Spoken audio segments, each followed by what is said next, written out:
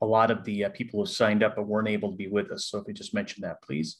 Yeah, absolutely. This is going to be a recorded event. We'll be sharing the link afterwards for you to be able to go back to and reference as you choose. But first and foremost, and most importantly, I want to welcome you to our Cultural Roundtable virtual event. My name is Amber Hellerman. I'm your co-host along with Donald John, CEO. You know, you might have some questions kind of rolling around about, why was I invited to this event? Ladies and gentlemen, you're part of an elite group of business owners and executives that are constantly performing at the top of your field, and you have the company growth to show for it. So kudos to you. You might also be wondering, what's all this business about culture, and why is this important? And, why is this a deal right now? Some of the recent studies have revealed that as leaders, if we don't get culture right in 2021, it's going to make or break our workplace. When our world turned upside down last year, we were forced to make decisions that we didn't want to necessarily make. And what we thought we knew of our organizations are just kind of a distant memory now. Don, do you remember when we went through that? Of course, I do. And it was a scary time. And for lots of people on the call, just dealing with a pandemic like that. And we're blessed to have gotten to where we are with our culture, and it's what we want to share with all the people that are on the call today.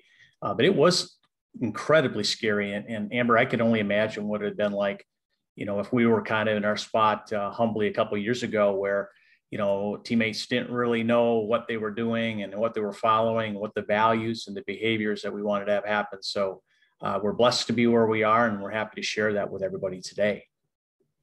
Absolutely. I wholeheartedly agree. Having that defined, that distinct culture, and having teammates that have committed to, working and living by that culture, it definitely made us rise through all the craziness that last year tossed us and helped us come out stronger. And so I know, Don, you want to touch on a little bit with your interview with Roxanne. So go ahead.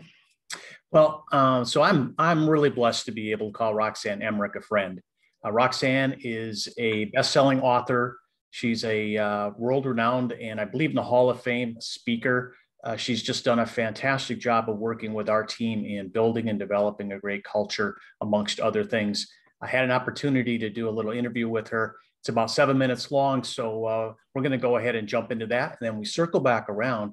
We're going to actually talk about a couple of things that we implemented that helped bring our team together. So Megan, if you would please roll that video.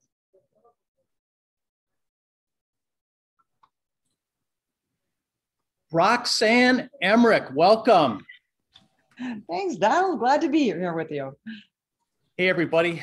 This is a part of our virtual coffee break seminars and reach out. So I want to introduce my friend, Roxanne Emmerich.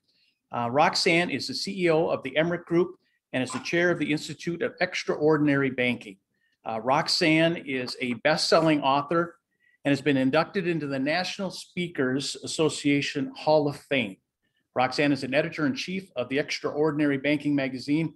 She has been interviewed often on CNN, CBS, Fox Business News, and other major networks to discuss how to create a culture where people and customers feel welcome. So Roxanne, let's just jump right into it. Let's do this. So we're going to talk about culture, and it's not about the arts, and it's not about bacteria in a petri dish. So why is culture so important to our small business owners today? Well, because if you look at the research, for every $10,000 of payroll, if you have an average amount of disengagement in your organization, you're losing $2,400 to the bottom line for every $10,000 of payroll. So this is the difference for most small businesses between thriving and non-existence. Culture has been proven by hundreds of studies to be the leading provider or the leading predictor of future growth and profitability. So nothing is more important in an organization than having people who have a fire in the belly and say, let's go. And they know how they tie to profit on a daily, weekly, monthly, and quarterly basis. Okay. So as I talk to small business owners, and myself included, I agree this culture thing is something. But why isn't it just kind of the fad of the day? tell us about the longevity of it, or why is it so important to make it maybe a high priority for our small business owners? That's a great question, Donald, because many people think of culture as kind of that happy mood, but the problem with that is it's transient. So you have a tough economy, and so you make some adjustments to the business that people don't like, and poof, there goes your culture. So anybody who doesn't understand that cultures is a series of systems that ties everybody to the values, the behaviors, and the metrics of your business, and has them happy about that, they don't really understand culture. So it isn't one of those fleeting things in terms of the priority, but it also isn't fleeting in terms of the need to have a consistent franchise system built within your organization that allows for you to have a great culture where you're making money during good times and during bad times. Okay, I get it. So it really gives you that floor where you can't fall through it because everything is locked down and people are really united. So I was reading something not so long ago that stated that over 85% of CEOs, small business owners, agree culture is very, very important. And many of them, 90% of them, feel like they're doing an adequate job. But when you survey their teammates, you survey their employees, they say only about 45% of them feel like leadership or management is doing it at all or doing it right. And so what are they missing there? What are some of the things that they're trying to do it, but it's not resonating with their team? It's the great disconnect, Donald, Yeah. between I was talking to a CEO last night, and he said, I don't know if we have any culture problems. And I'm thinking to myself, yeah, at the C level, sometimes you don't see them because you're the last one to see, because everybody knows how to straighten up when the CEO is walking by.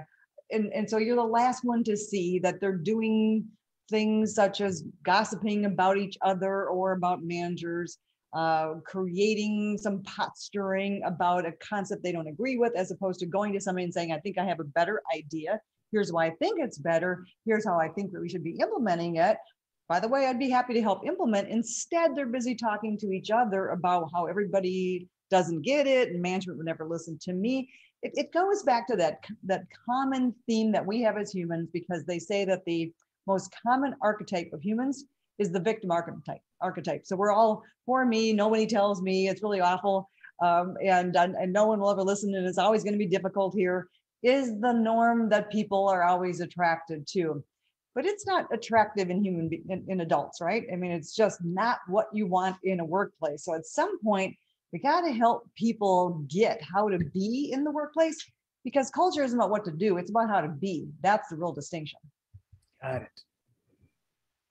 So when I think about even where, maybe we have been, and I know there are going to be people who are going to be participating with us today who will look at this and go, I get it, but where do I start? What would be one of the first things that I could do that would make a difference with our team? And I think about appreciation, and maybe I'll just throw that out there.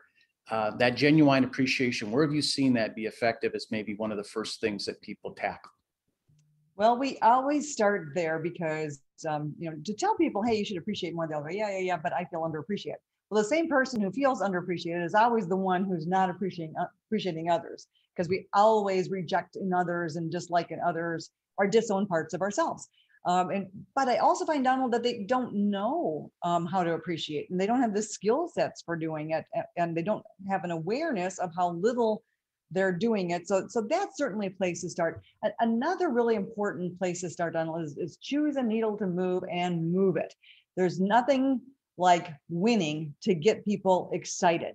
And what most organizations do is they have attempt after attempt after attempt of something. Let's do a customer service initiative. Let's do sales training. Let's do the flavor of the month. And after every one, people are like revved up for a little while, and a little bit of change happens, and then boom, back down it comes again.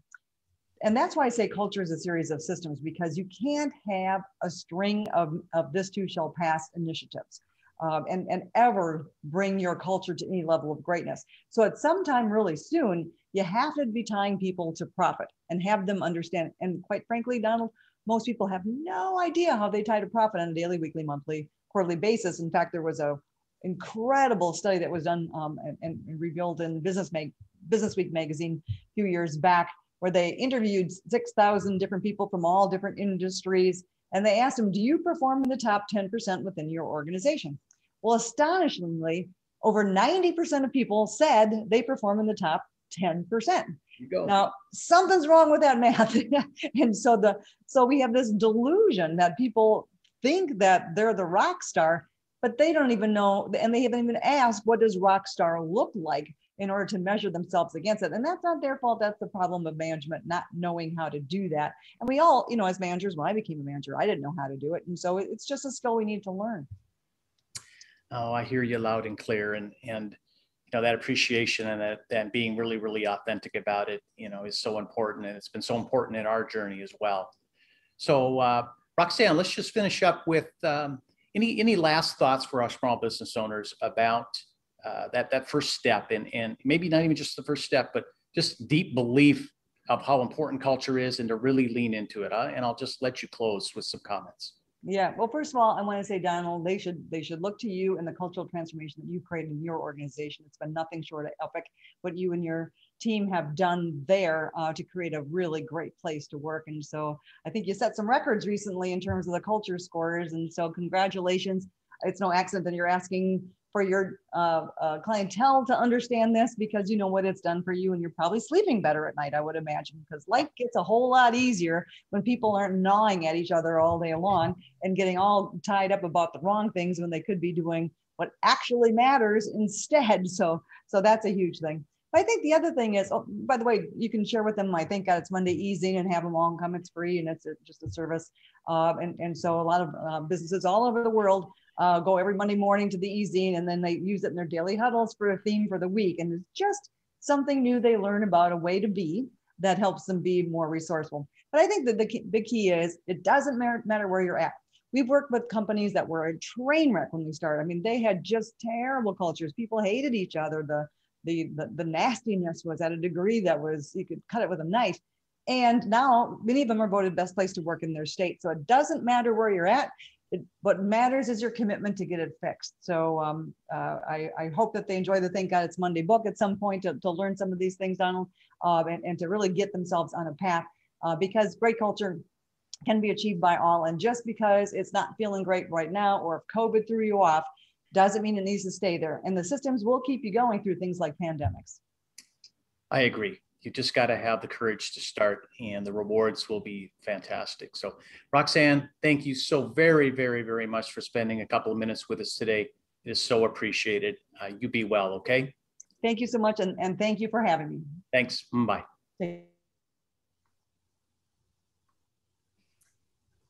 Well, Don, that was a great interview with Roxanne. And a lot of content, I will say. To not scare anybody away, what we would like to help take you away from today is some key topics that we have found in our organization that we've had some extreme success with, and that have worked for us. We'd love to take some questions. We'd love to take any scenarios that you're going through that you'd like to talk through as a group. But first, Don, I'll turn it over to you to talk about some of our successes with it. Yeah. So again, to reiterate what Amber is saying, if you want to pop something into chat, that would be great. Otherwise, we do have some examples, and we'll talk a little bit about our journey. And like Roxanne indicated, it's not necessarily where you're at. It's that you want to be different. And I love her quote. Culture is not what to do, but it's how to be. So getting kind of just your arms and head wrapped around that is a big, big thing. So a couple of things that we tackled right away. And again, I want to be humble about this, because where our team started and where we're finishing and where we're at is a great deal of difference. And one of them is just, deciding to get rid of gossip. So we consider gossip to be something where there's a conversation about someone or something where they are not present and they cannot contribute to that conversation. So we all know what it looks like. And sometimes it's more subtle than not. And, Amber, you and I've had chances to have those kind of conversations, and I've even been called out on it myself. But, why don't you give some examples of trying to put a foot down on that? And then I'll ask you before you launch, is in our organization, is gossip is that a negotiable or non-negotiable? Gossip in our organization is a non-negotiable. It's not tolerated. And we have systems in place, like Roxanne talked about, for us to be able to work through that. For example, if Don were to come to me and say, so-and-so's doing this, so-and-so's doing that, I would respectfully look at Don and say, well, what did they say when you asked them about that? It puts the power back in their court and has them deal directly one-on-one with that person, leaving the conversation devoid of gossip. We all know that the gossip can just suck the life and the energy out of the room. And that's the last thing that we want, because we want to make sure that people are motivated and have a high energy enthusiasm to complete the tasks that tie to profit for us. Yeah, and that's absolutely perfect. Minnesota Nices will allow that kind of thing to be left at our doorstep. We kind of move towards that victim architecture, and you just have to decide that, you're not going to do that any longer. You don't have to be terribly mean about it, especially when you're starting from scratch and where there might be a history of that being okay. You have to move into it kind of gently, but eventually you want to have that be a non-negotiable. So again, along the lines of trying to help and educate here, another thing that we tackled right away is to have a ritual of appreciation. So Roxanne talked about that. We believe we're appreciating on people. Matter of fact, leaders walk around and say, I'm sure we're appreciating on people. But what we learned is that, there's a combination of having team, celebrations and things that teams are doing well, and individuals. And again, I think one of the fears of Minnesota Nice is that if we point out individuals doing well, the other individuals have become envious or jealous, and then they won't want to thrive or strive. Amber, what do you think of that? Is that a true or a false? False, and we have proven it. I want to compliment Don. He sends out what we call our weekly CEO radio address, and it shouts out wins of teammates who have done, maybe they were outside and saw some trash rolling around, picked it up just because it's what they do, or it's somebody who closed this huge deal with this prospective client that we've been waiting on for a long time. And it doesn't matter what the win is. It's the fact that we celebrate it and people get recognized for it. No longer are your front office people just getting all the glory. Everybody's getting the glory. And that's the best part about those addresses. Yep. I'm gonna talk a little bit about that one. To spin back around, there was a question that came into chat, and the question was, is the listener equally guilty of gossip, or is it just the one saying the words? And so our belief is that they're both contributors to the gossip. So when you listen to it and you don't say anything differently, then you're contributing to that. So that's a no-no as well. So you don't want to be doing that.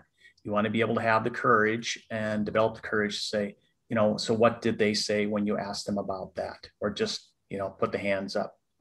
So on that rituals of appreciation, Amber mentioned the CEO radio address. I'm not a techie, but Zoom has been fantastic for this. So there's a lot of leaders on the call, and a lot of leaders are going to see this. And if you're like me, you love sending out emails about, this is our progress and this is our status on these things. But I tell you, putting it into a Zoom message and taking these wins. So what we do is our teammates are really great about sending wins. They might take a picture of somebody, like Amber mentioned, picking up a piece of trash outside. They might tell a story about somebody who went up. I love this story that happened in our Long Prairie office a couple of years ago. A person came in, they had left their wallet at home. They were basically out of gas. And so one of our teammates just took a $100 bill out of his wallet, gave it to him and said, hey, go get your gas, get some lunch, and just stop back through when you're done up north. The person looked at him and said, I can't believe that. So anyhow, my point is, we get all these sent over to me. I get to talk about them for 2 or 3 minutes in a Zoom meeting invite, a Zoom recording, just send it out to the team. And that's one way to show overall those wins that are happening that we don't get to see. Yeah, absolutely, Don. That was that one there itself was a little chilling, because it was just so cool to see how our culture and how we've built ourselves that way trickle down to the effects with our customers, and how much our customers can see this change in ourselves. So when we hold ourselves to that higher culture and that higher way of being, it trickles down to our customers, and they just have that much better of an experience with us. So there's that visibility. And so there's an appreciation of what that teammate did, and you get to use a radio address like that. But we can, drift into, well, actually, there was a question that came out earlier when we did the registrations from Dan Ditch. And he asked the question, what is the best way to let every team member know their importance and role in helping the team or business grow and profit, individual meetings or group meetings? And so the answer to that is yes. It's all of those things. So what you can use is, of course, some kind of radio address or some mechanism in which the entire team, depending in, like our team is 50 teammates, we're spread in 3 different offices. So using that kind of technology helps that quite a bit. If you're all in one office, then I would suggest using huddles. So huddles can be team huddles and they can be entire group huddles. I venture to say that Amber is one of our best huddle people. So Amber, you lead a lot of different huddles, but why don't you talk a little bit about maybe what a small team huddle looks like, talking about the wins and the ways of improvement, and just kind of talk about that. Yeah, absolutely. I meet with my team 4 days a week for 8 minutes. We meet over 8 minutes. Yep. We meet over Zoom. We talk about our goals, our successes, our wins. We go over autopsies, things that we maybe had done wrong with something, and we wanted to make sure that others don't make that same mistake. And so this brings the team together, and no longer is it an organization with 3 offices. It's an organization of 1, and it gets us all on the same page. And also, we don't get to see each other, face to face as often as we would like to, obviously now with COVID. So this just gives everybody that exposure to one another, and, gets everybody understanding, what makes Don tick and what makes this person tick. And those huddles really bring that together. And I'll speak a little bit to larger group huddles. So this might be the entire organization or just everybody in an office, regardless of what their role might be in the office. So departments might have huddles, and let's just talk a little bit about the bigger group huddle. So what's cool about that is, again, it's very short. And I'm going to be honest, when I first saw the concept, I thought about the Walmart employees, and we saw the Walmart cheer and all of that. And, a small part of me, I'm an introvert. A lot of people know that. I didn't like that at all. I didn't want to stand there cheering, that kind of thing. But I also was a little bit envious of what Walmart was doing because I love the team concept, the team aspect of it.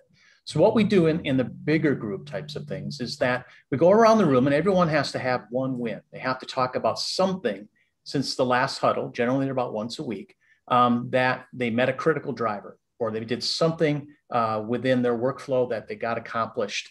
It might be training. It might be closing a sale. It might be getting a loan uploaded properly. It might be learning something new. They also get to throw out some fun things on the personal side, like maybe having a new grandchild, or maybe they became pregnant or engaged or what have you. And we do that whole circle and we go around and do that. And then we have one common concept that we talk about, or a cheer at the end of it. And what's really fun about those things is you get to know people at a level that if you don't do those things, you just don't get there. It's so cool. Oh, absolutely, Don. I look forward to our Tuesday huddles, and they're cheesy as all get out, I will say. But once you get past that and you realize that, man, I got to know that person way different than I ever thought I would. And then it also helps the team to see what other workflows do and what other successes they have, and that they're all worth celebrating. We are definitely an organization of celebrations. And one of our bigger things that we do is our quarterly celebrations. And Don, you want to talk about those a little bit? Well, quarterly celebrations are very important because that's the opportunity to have fun, to really talk about the biggest things that got accomplished, to show your new teammates that you've onboarded, kind of the humility and the fun you can have. I think Amber's got a great story about a quarterly celebration after she had shortly joined us. So I love hearing it, and I want to hear it again.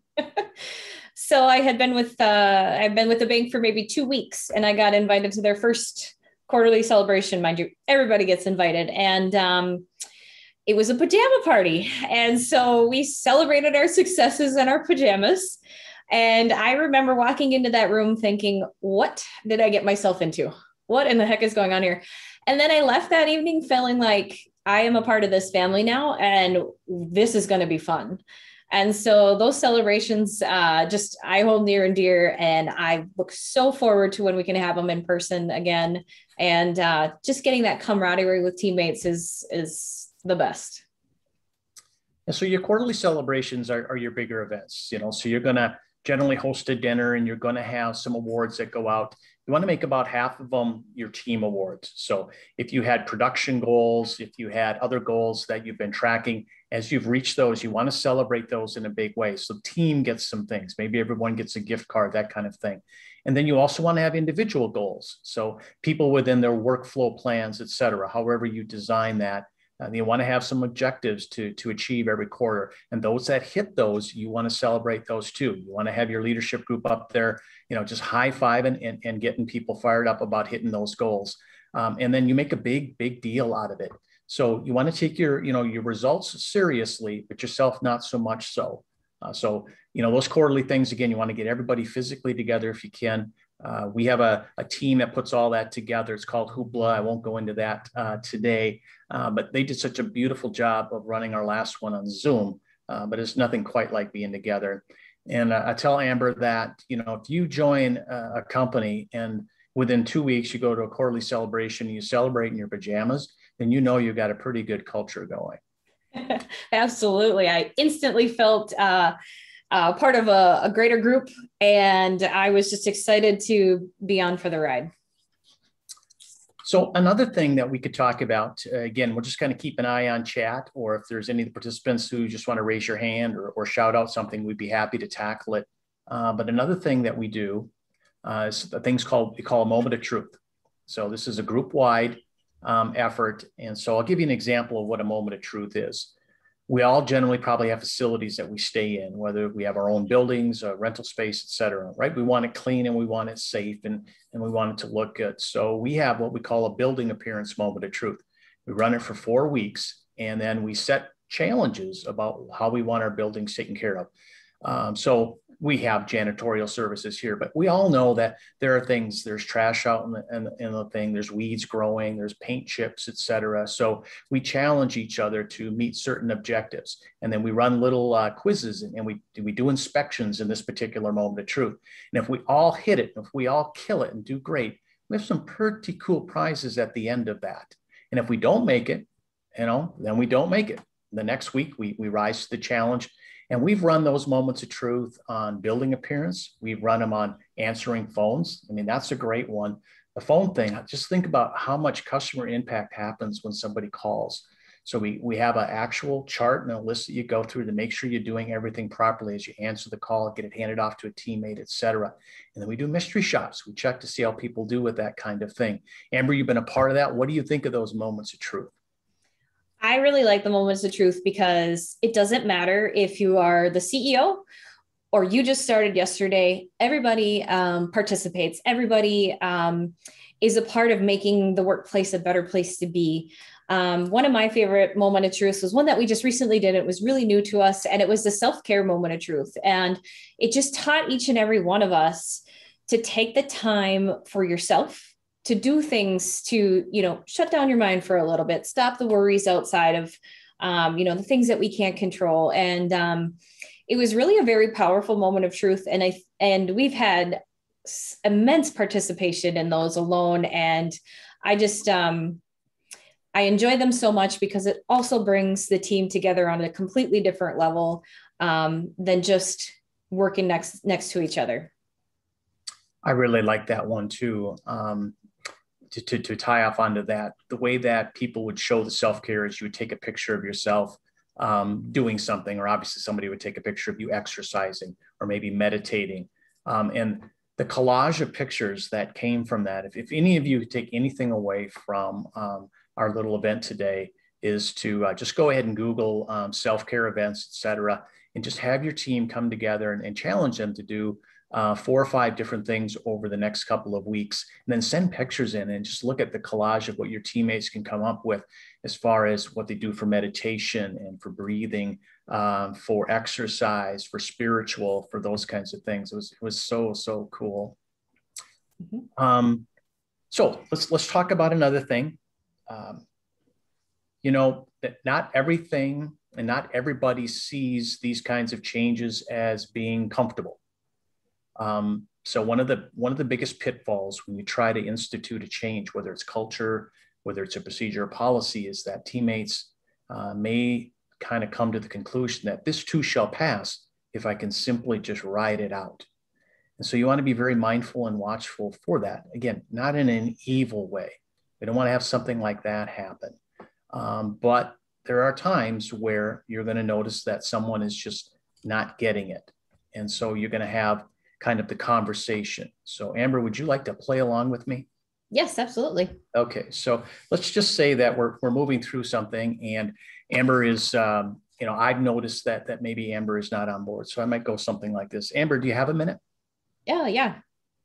So Amber, I'm really excited about where we're going with this project and with this culture. I feel like it's getting people to know each other and be more authentic with each other. And I'm very, very excited about it. But Amber, I may have this wrong, but I'm not sure that I'm seeing that same excitement from you. I'm not sure I'm seeing that same kind of buy-in. And so, Amber, if this is not your thing, it's not your thing. And that's okay. You've got to find your thing. Life's too short if you don't find your thing. So I'd like you to kind of think about it overnight. And then tomorrow morning, let's talk about, what your decision is. And I'm speechless. That conversation alone, yes, it is difficult to have. Have we had it? Yes. Have we had good results with it? Absolutely. It's that trigger in their mind that says, oh, I do want to be a part of this. I want to be a part of this growth. I want to participate in this. I'm in. And at that point in their mind, they've mentally decided, well, let's do this. Let's keep growing. I'm on board. And so, and you know what? If you don't get that change, you'll split amicably and know that you're supporting them in what they want to do to try to find their happy place. And it's okay if it's not with you, because you know that you're moving in a direction of bigger and better things. And if not everybody's on board, then you keep going. You're absolutely right. And most of the time people will have that paradigm change. They'll have that shift, because you can do it just like that. I mean, anything can happen just like that. Just a matter of whether or not you're ready for that. So that's a tough conversation to have, but don't, as leaders on this call, don't shy away from it. Pick your proper time, but sometimes you've got to have that kind of conversation. So, we've covered a lot of ground, and there's a lot to this. I think we kind of covered it quite a bit. Anything else that I'm going to just check here? Something popped up in chat.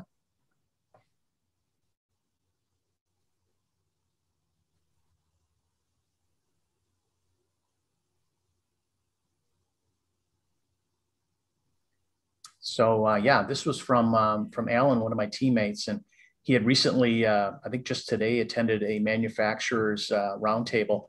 And one of the items that was mentioned that they found interesting from a panel of HR experts from the area said that employee candidates are more interested in a company culture and what that company stands for than getting paid more money. And Amber, we've had the opportunity to hire and be a part of hiring some fantastic teammates. And I couldn't more agree. And before I turn it over to you, you are instrumental in a lot of those hires. I will just tell you, you have to be very authentic about this. And you have to be able to show your warts and your sprains and all those kinds of things too, because, we're not perfect. And if you look perfect, it's going to be a sense of falsehood. But what do you think, Amber, about culture being that important? Absolutely, Don. You can hire people of many talents, but if they don't appear like they can adapt and work into your culture, it's not going to be a good fit.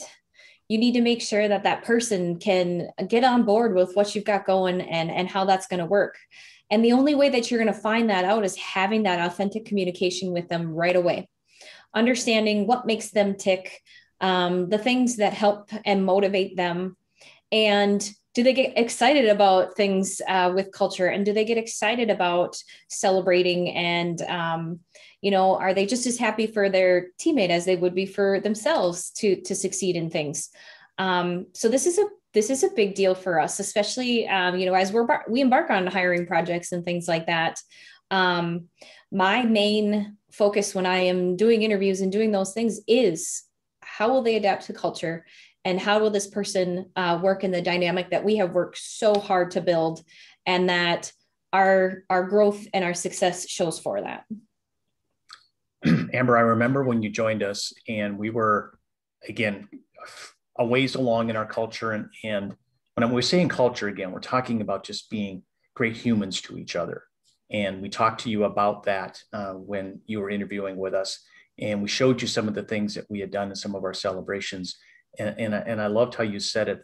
I believe I've got it kind of right, is that you kind of forgot or you didn't know how much you craved being part of a team. So for all you small business owners out there and you leaders, think of the power when you invest and get this right and get this done, what kind of power you have to draw and attract great talent. Mm-hmm. Yes, absolutely. And you nailed it. When you come from an environment of the gossips, the talking behind the back, the not playing well in the sandbox kind of situation, and you come to an organization with an established culture, it is a breath of fresh air. It is a weight off your shoulders. It is a bigger sense of belonging and helps you understand your why and why you do it. And so culture, while on the surface, it might not seem like a big deal, but it's a big deal in hiring and recruiting top talent. And we are very blessed to have such an amazing teammates here that jumped on board with this culture, and they're riding the wave, and it's a good wave. I agree. I like to tell an example of when I knew that we had tipped the scales towards a authentic and visible and humble culture. Many of you probably know, or at least know me as being involved in the bank for a long time and have been in leadership positions for a long time. It would be normally uncommon for someone to, say, call out the president or the CEO on something small. But, our standards are the same. It doesn't matter if I'm not following them or anybody else. And I knew we got there a year and a half ago when we have certain rules about where we can park so that we have customers that have premier parking. And I was in a hurry and I didn't park in the proper spot. Not one, not two, but 3 people sent me a chat message within 3 minutes of me getting back to my office, reminding me of where we park. So I knew at that point in time, we had a culture that we all were required to follow our behaviors and standards. And I'm happy to say that I humbly went out and moved that car because that was the right thing to do at that point in time. Oh, how fun. And you know what? We have fun with it too. And that's the best part is, enjoying what you're doing and how you're doing it. And then sometimes we get to pick on the CEO a little bit more. Well, yeah, I don't get any grace on the moments of truth. You think they would throw the CEO a bone when he got one of the quiz questions wrong? No, not at all. As a matter of fact, they pointed out gleefully. So I don't know what's up about that. Mm-hmm. So, we're at 2:40, Amber. What do you think? Yeah. As we kind of wind down here, Don and I are happy to stay on. If you guys would like to have more of a one-on-one or any sort of a chat with us, we'll hang out until everybody's, moved on for the day. And I just want to thank you very much for attending and being a part of this. We will send out a copy of the recording as well, so you can reference back to this. And would love to hear your successes with establishing some sort of a culture in your organization, because I guarantee once you've got that, you're not going to look back. And I'll just close by saying and kind of reiterating what Roxanne said in our interview is it does not matter where you are at right now. It just matters that you as leaders want to be in a different spot, that you want to get the needle to move. Get your small wins. Just start out small. You can do this. There's not a scientific process to it. You can do some searches and just get into your heart and say, how is it that I want to be? How is it that I want my team to act? And just make it happen. Small steps at a time. Don't be fearful. Don't be worried of where you're at. Just believe you're going to get her done. Awesome. Well, thanks again, guys, for attending. We really appreciate it. Again, Don and I will hang out for a while, but have yourselves a wonderful rest of your week. Okay, everybody be well.